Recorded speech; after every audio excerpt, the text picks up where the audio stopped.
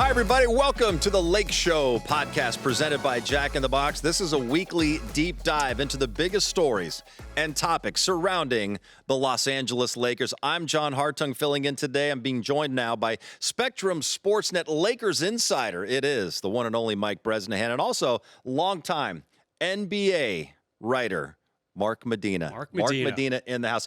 I don't even know what to do with myself. It had been so long since the Lakers actually beat the Los Angeles Clippers in a basketball game. Back then, it was, the Lakers hadn't even won that 2020 chip yet. Yep. The Dodgers hadn't won the World Series. It had been that long, but it was a fun game. I'll tell you what, really cool to be there last night at the arena. And you could sense kind of the apprehension as the Lakers fall down by 19 in the first half. And let's not forget, they were 2-2 going into that game. Not really a signature win. They kind of barely got past a beat-up Phoenix team. You know, it's like, okay, they need a win. And what better time to come up with one than beating the Clippers, who they were 0-11 against. Right. Really one of the strangest losing streaks ever when you consider how badly the Lakers dominated that franchise during the Showtime era, during the Kobe era. Kobe and Shaq in particular, I used to know the stat off the top of my head. I was writing about it all the time. They went like 27-4 at one point against the Clippers, over a 9-year span or 8-year span, whatever it was.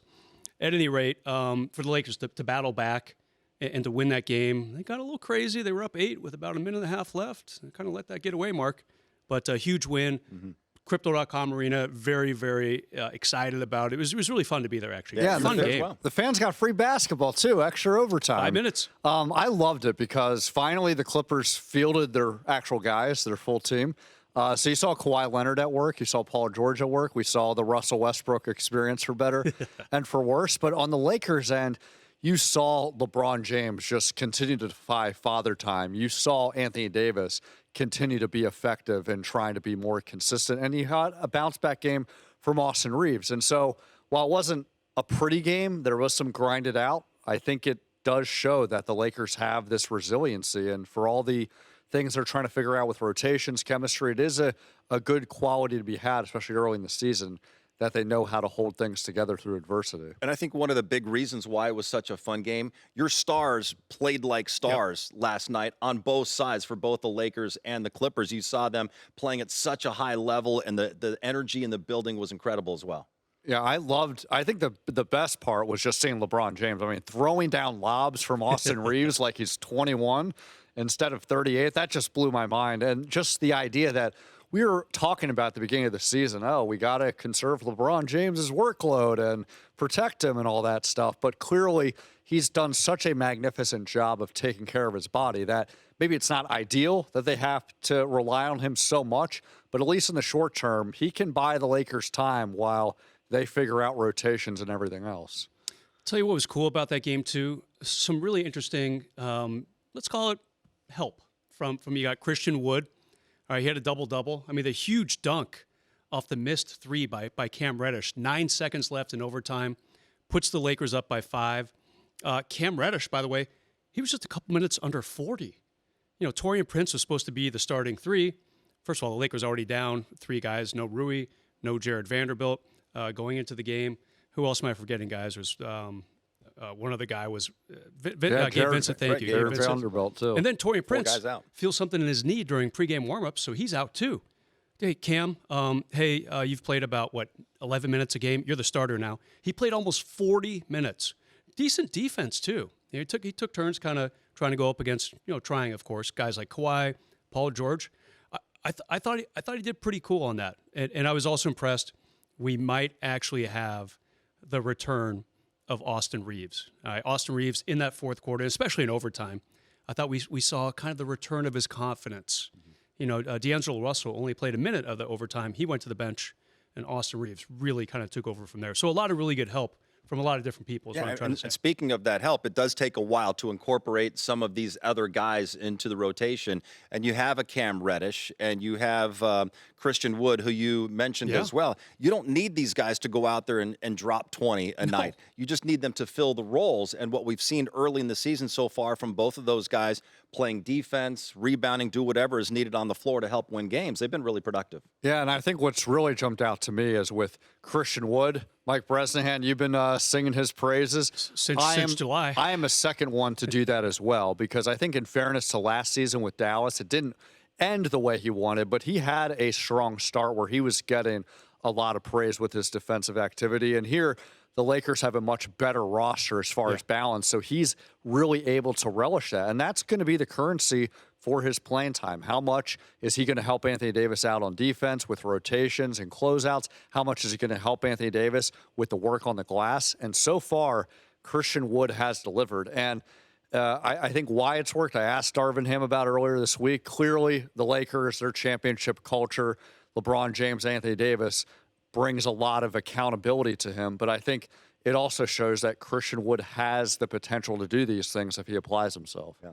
The last guy they signed, maybe the biggest impact in overtime last night, just with that one bucket.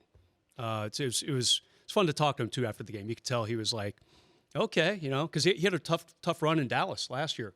Just in and out of that starting lineup, John. And then once Kyrie got acquired, that was pretty much the end of Christian Wood's tenure in Dallas, but he was feeling very comfortable and very confident after the game last night. Well, as someone who covers baseball for an entire season, I know how long these seasons can be. It's 162 games there, 82 games in the NBA season. But it's easy for fans to freak out if certain players aren't playing well at the start of the season. Austin Reaves did not look great the first 4 games of the season. Everyone's thinking and talking about what's wrong with Austin Reaves. It was only 4 games. We saw here in Game 5, finally later on in this ball game against the Clippers, he started to look and play like Austin Reaves again. Yeah, John, talking with him, with the media members after a shoot-around before the Clipper game, he said, look, I'm getting all the same looks. I'm getting the looks that I like, the ones that I'm accustomed to, the ones that I'm usually comfortable with. He said, I've taken these shots a million times and made these shots a million times. He said, hopefully I start making them tonight. And he did. Now, overall, he still didn't shoot too well. I think he was 5 for 12 or something like that, 5 for 13. So, that's over 3 from deep. But, just seeing him make the plays, the lob that you mentioned to LeBron James, that was emblematic of the Lakers, period, that night. That was a huge play. The arena hasn't been that excited at all this season. You have to go back to one of the playoff games to hear a Crypto.com that was that thrilled by a play. It was a really good night to be there. And indeed, Austin, he didn't seem nervous at all. Let's put it this way. He did do the 5 extra weeks with Team USA. You had the training camp here in the States and then a lot of travel. That definitely helped his confidence, but you have to wonder if it made him a little physically tired. He was great last night, John. It certainly was. Yeah, and I think when you're talking about Laker fans freaking out and overreacting, clearly they have a lot of time and it's early in the season. But I think they all have a lot of time. Yeah, a lot of time. But the takeaway is that ideally the Lakers are able to be in a position where the burden's not just on LeBron James and they have the continuity, because if they would have to replicate this on a night-to-night basis, it wouldn't be sustainable, and you want to have a pathway for some not blowout wins, but easier wins so that they can get through the grind of the season than having to muck it up every single game. But it is a small sample size, and in fairness, there are a lot of new pieces they have to incorporate. So I think in a month from now, if things still stay the same as far as just the trends go, that could be cause for concern. But right now, it's really early. Yeah, Mark, thank you for bringing that up. Anthony Davis played 48 minutes against the Clippers. LeBron was 42, 43, 42. I'm being told by the voice of God in my ear. That's obviously that's not sustainable. To play 48 minutes out of a 53-minute game with the OT. But AD was good. He didn't have the showy numbers, but he was battling down low, and I'm kind of gushing because I was that impressed by that game last night. Well, I like this quote from LeBron. Kind of the quote of the night. It says, "If you're not a student of the game, then you'll be on Twitter saying Cam Reddish only had 8 points." Yeah, right. And we talked about it just a moment ago. That does not speak to just how valuable he was on the floor last night. Yeah, and it was fun to talk to Cam last night in the locker room after the game. And, here's a guy who, obviously things have not gone the way he wanted in his career. A high draft pick out of Duke, kind of got lost in the Atlanta shuffle, went to New York briefly, and now he went to Portland for 20 games last season. And I would think that once everybody gets healthy, Rui and Vando in particular, you have to wonder where his minutes are going to go. But last night, he kind of reminded the Laker coaching staff, I can do just a little bit of everything. And I mentioned the defense already. You know, it was Brad Turner from the LA Times was asking him about that last night post game. BT kind of jumped into our live interview a little bit. It's okay, BT. You're entitled. He's kind of the dean of the beat writers, and Cam was just really happy. Like he was kind of funny last night. I said, "Hey, you starting to enjoy the LeBron experience?" He was like, "Is that a real question?" And happiness is really important for guys to be in a certain environment where they do feel welcomed, they feel valued, and just being happy as a player. And it's certainly paying off early. Yeah, and in the NBA, you have to earn minutes, but there's a value in players feeling like they have a legitimate shot. And here, some of it's practical because of injury needs, but he's shown that he was ready to step up to the plate. And Darvin Ham has reiterated time and time again, when he's weighing rotations and combinations, the biggest thing he's looking for is effort and defense, because the reality is the offensive touches, the shots, those plays are being drawn up for LeBron, being drawn up for AD, and to a lesser extent, D'Angelo Russell and Austin Reaves. It's not going to all the other guys. So how do they make an impact? It's about hustle plays, defense, rebounds, steals, anything except for points. And so far, so good from Cam Reddish. You have to earn your playing time, no doubt about it. We remember last season, Lonnie Walker IV. It seemed like he was on the back of a milk carton. You couldn't find the guy for months, and all of a sudden he plays, and he's going off and having great games in the postseason as well. It seems like Max Christie early on this season is kind of the Lonnie Walker IV, in that he hasn't been getting much playing time, any playing time really, until last night, and he finally started to assert himself. He got an opportunity. Yeah, and this reminds me of the message that Rob Pelinka was saying during his training camp press conference, where his message to everyone was that, look, as well as from Darvin Ham, that your playing time is going to fluctuate. It's going to be game to game or series of games, but you have to stay committed to the work, because at some point, inevitably, your number's going to be called. And so, again, when we're looking at the early season takeaways, it's not ideal. 3-2, every game's been a muck-it-up affair. But I think it has reinforced the value of these role players are going to get opportunities, but they also have to stay ready for them. Yeah. Great stat. Chris McGee sent it to a couple of us today. It's actually from Tim_NBA. Wow. And he wrote, Max Christie had 9 deflections yesterday in 21 minutes. So active hands. Yeah, active hands. You know, getting the passing lane. Didn't shoot well, 1 for 7, 1 for 5 from three-point range. But this was a big game for him. You know, of course, he had all the great momentum from Summer League, averaged almost 20 points a game, shot really well from 3, and, had a couple moments in preseason games. So I think Laker fans were expecting, and I got to be frank, I thought he would be the backup shooting guard. I thought he would be the role that Cam Reddish has been playing. But still, there's plenty of time for that to happen still. But really, really cool to see him kind of like Cam, doing things that just you won't find in the box score. I mean, 9 deflections, that's impressive. And he was really impressive during the summer league, and everyone talked about how good he looked during the offseason, how he dedicated himself to getting better for the Lakers here in year 2. But I want to talk about your top takeaways, guys, for the first 5 games. I know it's a really small sample size. Lakers have played some good competition, sitting at 3-2 after these first 5 games. What are your top takeaways? I'm going to go with what Derek Fisher said the other night here.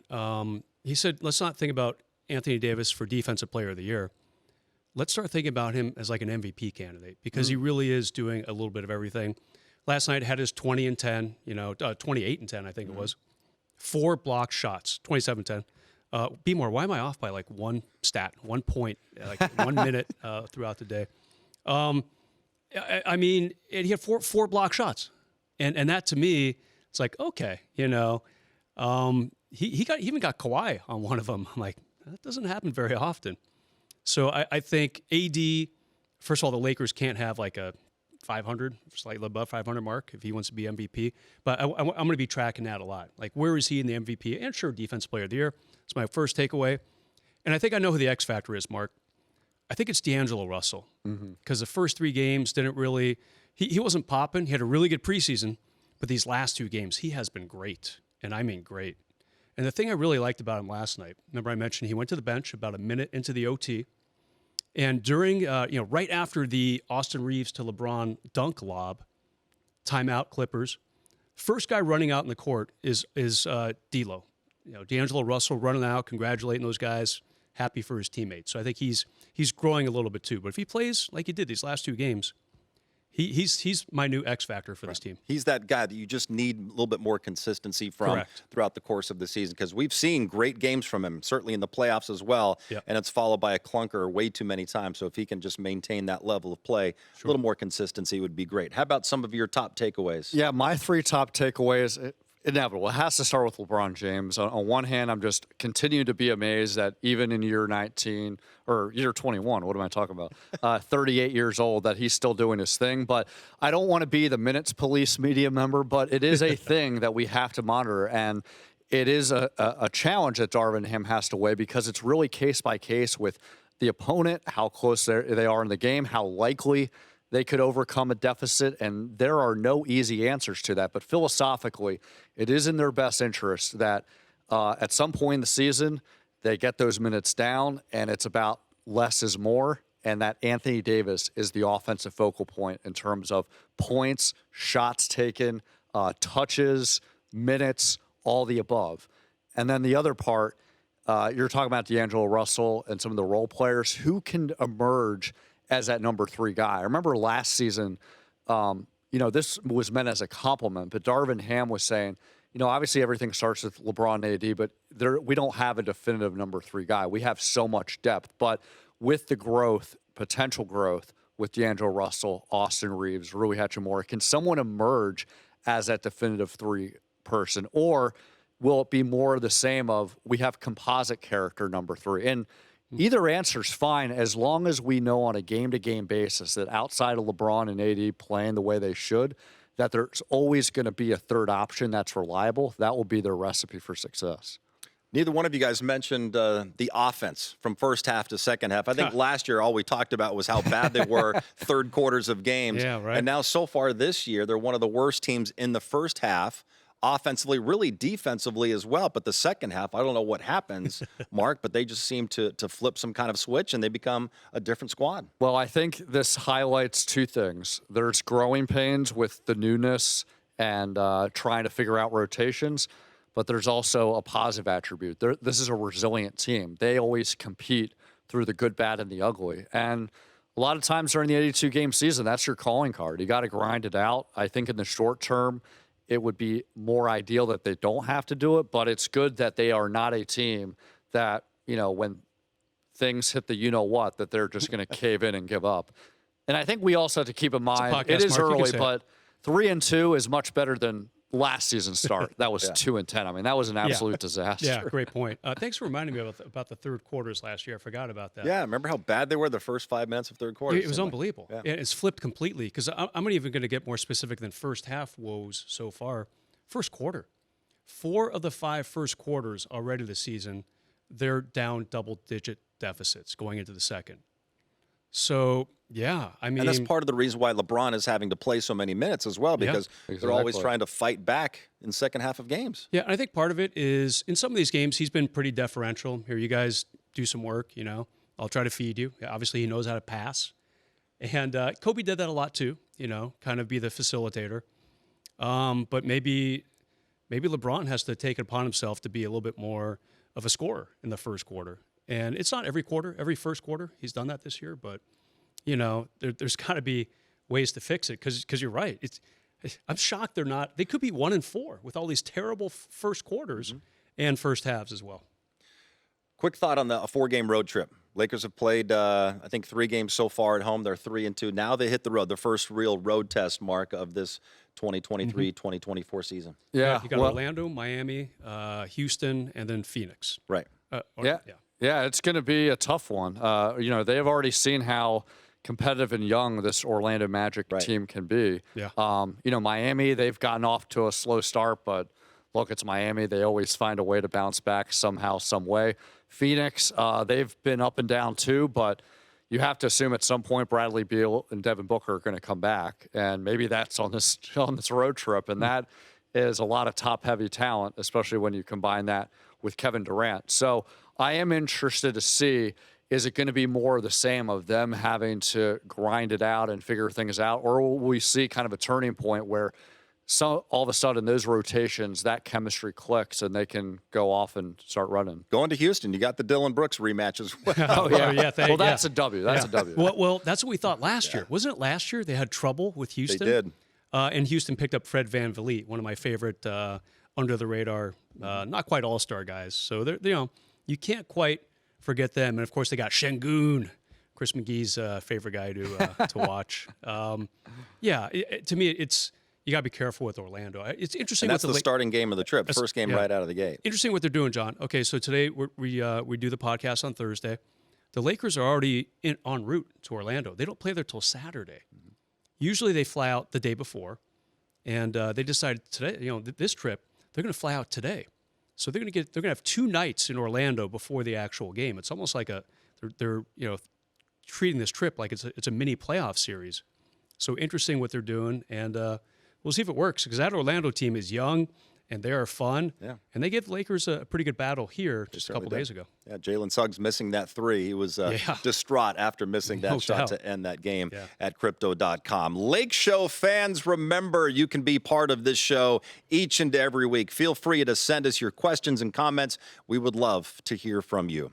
Right now, we're going to take a break. When we come back, get ready, guys. It is time for Buckets or Brick. Coming up next. Welcome back to the Lake Show podcast presented by Jack in the Box. If you're enjoying the show, you can always check out more original podcasts from our Spectrum News journalists on the Spectrum News app. Just head to the podcast section to listen to the latest episodes. You can download the Spectrum News app on the App Store or Google Play. It is time for my favorite segment. I've only done this, I think, 3 times ever. It is Bucket or Brick, presented by Jack in the Box. Right out of the gates, Bucket or Brick, Brez. Snapping that 11-game losing streak against the Clippers, that was everything for Lakers Nation. Absolute bucket. I'm really not sure how it got to 11 in the first place. It's very confusing to me. I'm sure if we went back game by game, box score by box score, it's easy to figure it out. But that is way too long for a Laker franchise that has absolutely crushed the Clippers over the decades. And, I'll tell you what, not only did LeBron want to win that game, at the end of the game he threw the ball pretty high up in the air in celebration, but the Clippers were trying too. You don't think Russell Westbrook wanted to beat his old team? You don't think Kawhi and Paul George wanted to say, hey, we're healthy now.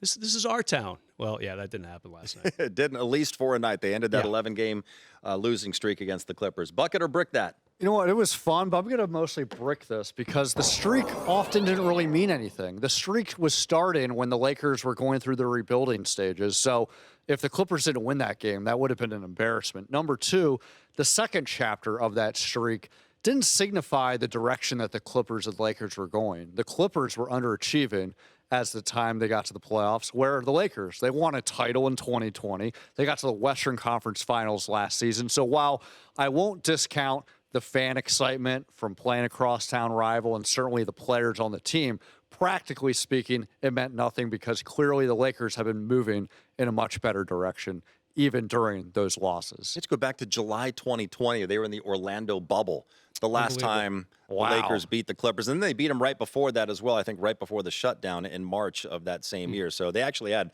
a 2-game winning streak, and we'll see if they can win a second straight against the Clippers next time they see them. All right, so we talked about LeBron, how good he was last night. Bucket or Brick, Mark Medina, on Celtic star Jason Tatum. His post on LeBron where he said, the stuff Bron is doing is ridiculous, LOL. Bucket or Brick, what Jason Tatum had to say about LeBron? Yeah, I'm going to bucket this. LeBron James is playing like he's 21, 22, 23, 24. He's 38 right now. He's going to turn 39. We remember what he looked like during Game 4 of the Western Conference Finals against the Denver Nuggets. He was just running out of gas. He was in pain with that right foot injury. And so much that LeBron's talking about, you know what, I might just hang it up right now.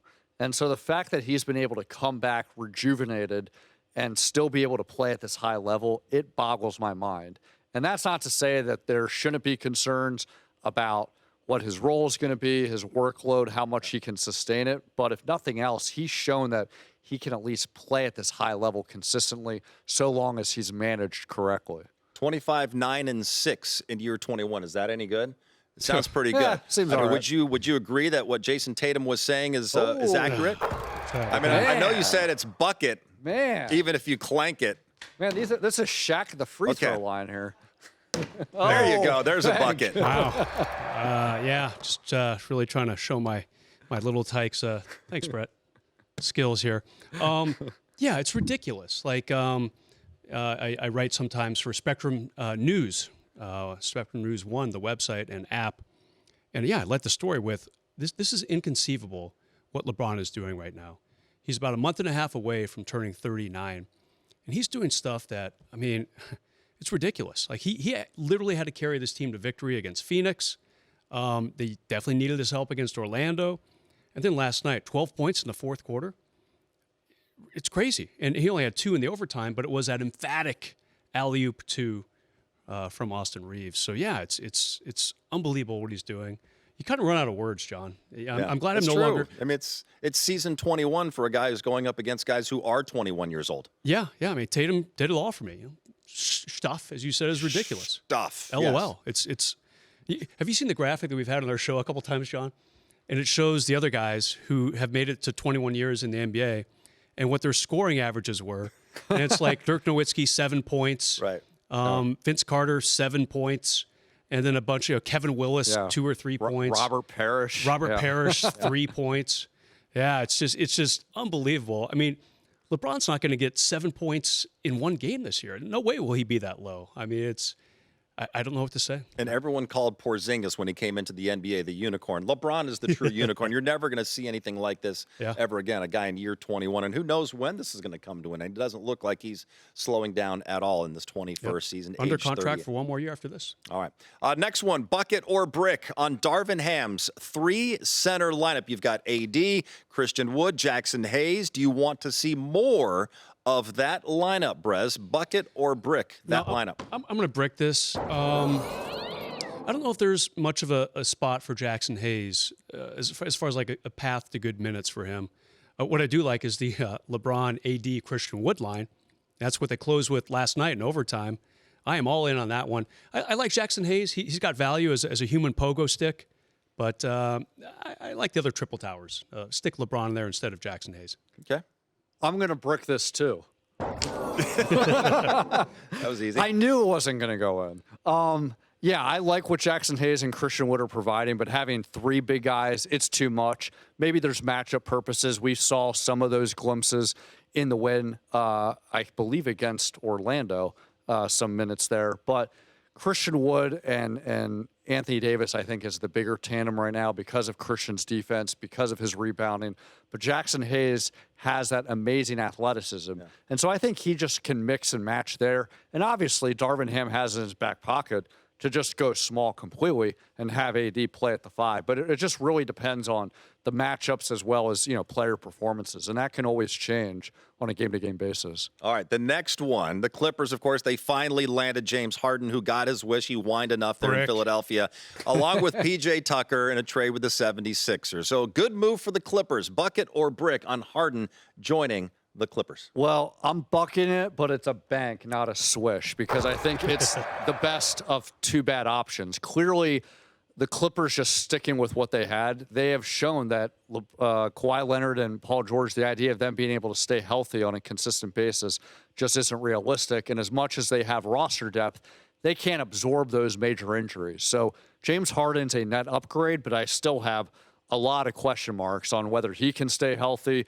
He's obviously been on 5 teams now, and his last exits in Philadelphia, Brooklyn, Houston have not ended on good notes. Now, I've been at James Harden's press conference. He defended a lot of those things were circumstantial. Brooklyn with injuries, Philly, him being under the impression that he was going to get paid this summer after taking a discount last summer for the team to upgrade its roster.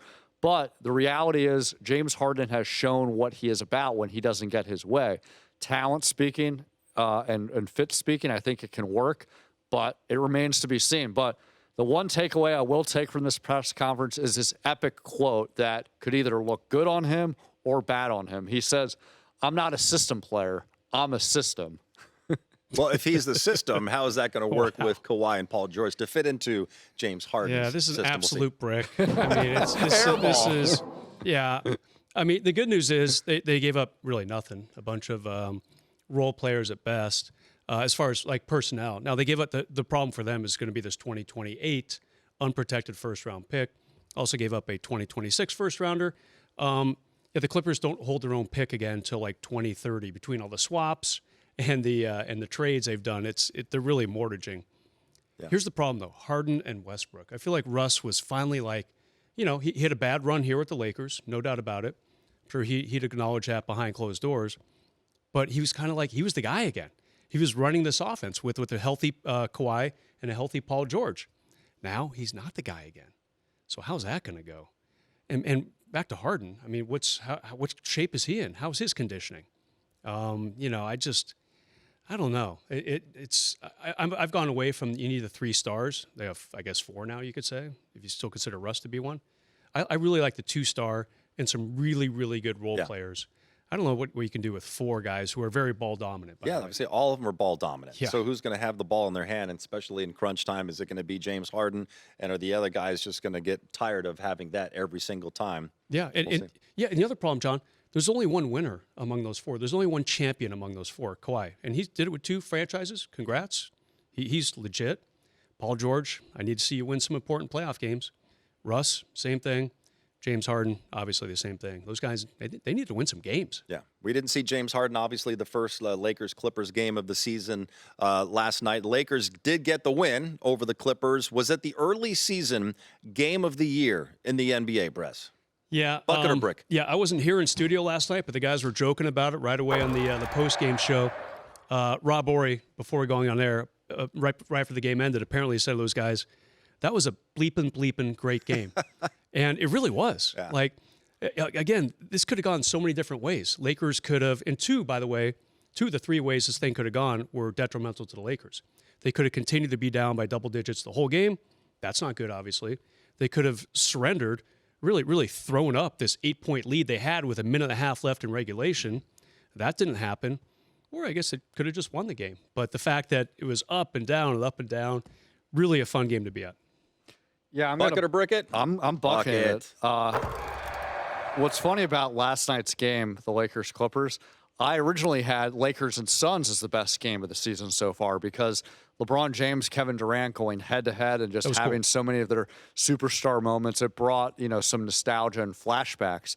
But the reality is Kevin Durant was doing that, but Devin Booker and Bradley Beal are on the floor. Here, the Clippers had their full guys. It was a full effort. The Lakers, they have some notable injuries with their role players, but LeBron and AD were out on the floor. So you just had so much back and forth. You had, the Clippers going on some runs, the Lakers going on some runs, Kawhi making shots, then missing shots, PG having his turn, Russell Westbrook having the good, bad, and the ugly, and then you have LeBron dialing it back, AD continuing his dominance. So it was just really cool to see all of those star players have their moments and then come down to crunch time.